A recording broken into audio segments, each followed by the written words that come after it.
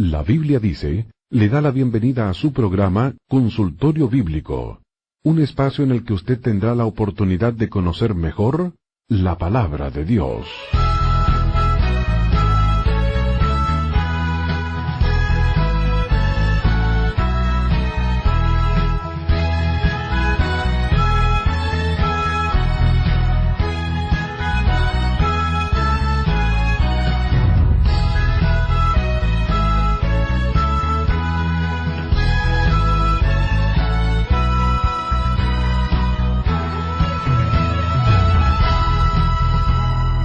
Es un verdadero placer para todos los que hacemos La Biblia Dice darle la bienvenida.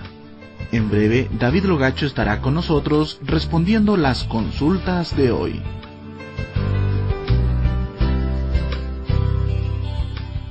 Desde Quito, Ecuador, nos ha escrito un amigo oyente para consultarnos acerca de una práctica muy difundida en algunas iglesias evangélicas por la cual los creyentes tenemos que librarnos de lo que llaman maldiciones generacionales. ¿Es de esto así?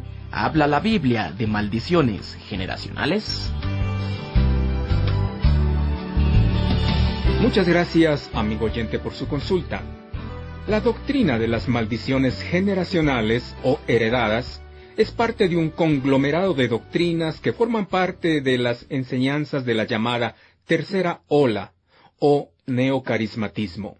Dentro de este conglomerado de enseñanzas se encuentran otras como la posesión demoníaca en creyentes, la confesión positiva, la restauración de los ministerios apostólicos y proféticos, la unción fresca, la palabra rema y otras.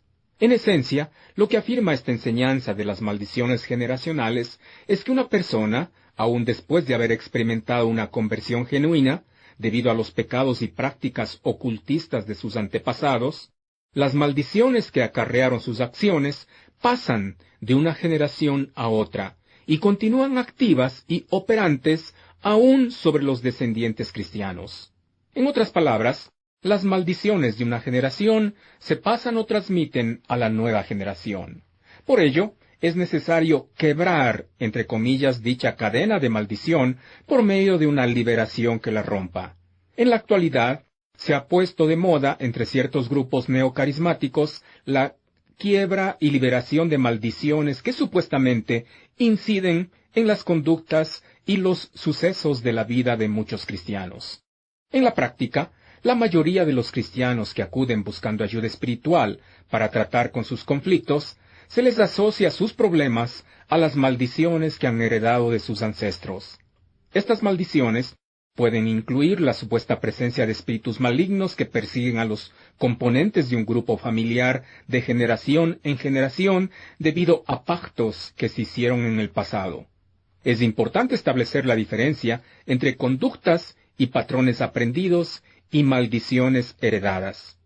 Hasta cierto punto, existe la realidad de que hay patrones de conducta que tienden a repetirse de una generación a otra.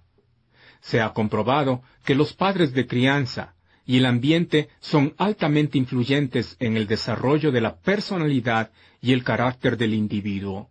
No es totalmente determinante, pero sí influye, y existen estudios a escala sociológica que así lo comprueban. También es igualmente cierto que los pecados de los padres acarrean consecuencias que afectarán la vida de sus hijos. Las malas decisiones y acciones que se toman en muchas ocasiones acarrean consecuencias sobre las vidas de los descendientes. Un divorcio, por ejemplo, tiende a afectar la estabilidad emocional de los hijos e incidir en sus vidas en el futuro. Un ejemplo de ello es la vida del justo Lot. Era un hombre piadoso y recto, pero tomó decisiones poco sabias que acabaron por arruinar su propia familia. Su interés en las riquezas y la comodidad de la llanura de Sodoma le hizo acercar sus tiendas hasta aquella ciudad de pecado, y en ese ambiente levantó a su familia, resultando, al final, en un verdadero desastre. Sin embargo, no debe confundirse lo que son conductas que se repiten por aprendizaje e influencia del ambiente en que se desarrolla el individuo, con la creencia de que existen maldiciones en el plano espiritual que pasan de una generación a otra. En realidad, esta es una creencia totalmente ajena a la enseñanza bíblica. Es cierto que el pecado trae consecuencias sobre la vida de una persona, y hasta cierto punto es una maldición. Es cierto también que el pecado puede afectar a otras personas cercanas, pero no es correcto bíblicamente afirmar que por causa de los pactos y ataduras espirituales de los padres, los hijos resultan herederos de los mismos.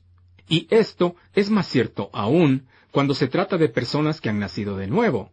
La sangre de Jesucristo limpia por completo la vida de una persona, le convierte en una nueva criatura y templo del Dios viviente.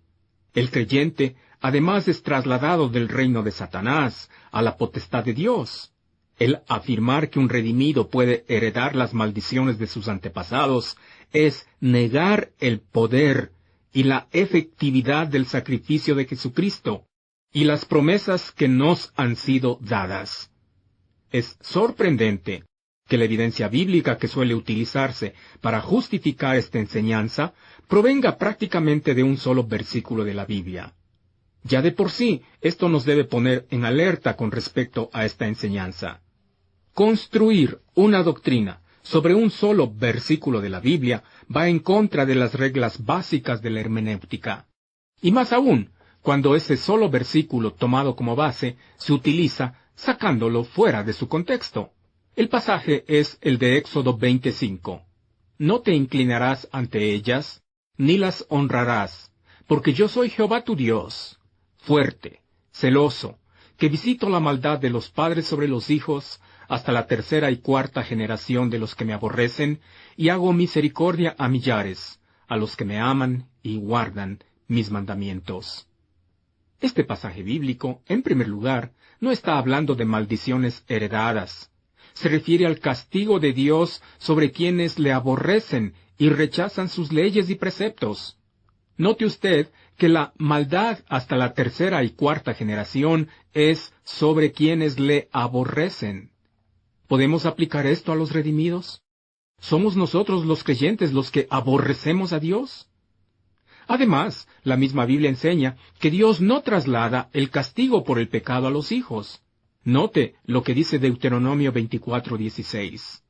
Los padres no morirán por los hijos, ni los hijos por los padres. Cada uno morirá por su pecado. La misma idea se plasma en el proverbial pasaje bíblico de las uvas agrias y la dentera, en Jeremías 31, 29-30, donde dice: En aquellos días no dirán más, los padres comieron las uvas agrias, y los dientes de los hijos tienen la dentera, sino que cada cual morirá por su propia maldad. Los dientes de todo hombre que comiere las uvas agrias tendrán la dentera. Dios no castiga a los bisnietos o a los nietos o a los hijos por el pecado cometido por los padres, sino que cada cual morirá por su propia maldad, dice el texto. Sin duda, el pecado acarrea consecuencias, y las mismas pueden afectar la vida de una persona y la de sus descendientes. Pero en Cristo Jesús, toda maldición es cancelada, y todo pecado borrado a través de su sacrificio expiatorio. El creyente es nueva criatura. Las cosas viejas pasaron, y todas son hechas nuevas, según 2 Corintios 5:17.